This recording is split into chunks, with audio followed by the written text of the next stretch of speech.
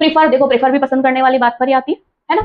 I prefer drinking tea to coffee. देखो यहाँ पे दो चीजें सीखने वाली हैं, वो ये है कि जब हम यूज कर रहे हैं तो ये ध्यान रखना है कि प्रिफर के बाद देन नहीं, प्रिफर के बाद में टू को यूज किया जाता है। जैसे प्रिफर हो गया, सीनियर हो गया, जूनियर हो गया, ये कुछ ऐसे वर्ड्स हैं जो अपने बाद में कंपैरिजन करने पर, दो चीजों के कंपैरिजन करने पर वी ऑल नो कि भाई देन को यूज किया जाता है, बट ये कुछ ऐसी वर्ब्स हैं जो अपने बाद में देन नहीं टू को यूज करवाती हैं। एक लर्निंग पॉइंट ये रहा, और एक ये रहा कि भाई प्रिफर अपने बाद में आईएनजी फॉर्म लेता है, क्योंकि कहीं ना कहीं मुझे पता होगा कि भाई मैं चाय नहीं मैं कॉफी पीऊंगी, या मैं कॉफी नहीं चाय पीऊंगी।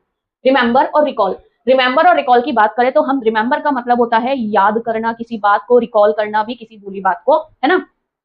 तो ये दोनों ही चीजें कहीं ना कहीं किस चीज को याद करती हैं, जो पहले घटित हो चुकी है। अब याद क्या करोगे, किसी पास्ट की बात को ही, इसलिए रिमेंबर और रिकॉल भी अपने बाद आईएनजी फॉर्म को ही यूज करते हैं। I remember meeting her everyday, मतलब मुझे याद है। आप रिमेंबर कब कर रहे हो, आप ये बोलोगे ना हाँ मुझे याद है, तो दैट्स वाई प्रेजेंट टेंस में ही लिख रहे हैं, है ना। क्या रिमेंबर है, मीटिंग हर एवरीडे, उससे हर दिन मिलना। अब ये टेंस नहीं बता रहा है, टेंस रिमेंबर बता रहा है, क्योंकि ये तो जिरंड है, right. Recall, I can't recall meeting her before. I can't recall यानी कि मैं भूल चुका हूं, तो मुझे याद नहीं, मैं याद नहीं कर पा रहा हूँ। क्या याद नहीं कर पा सकता मैं, कि मीटिंग हर बिफोर, की मैं उससे पहले कभी मिला हूँ।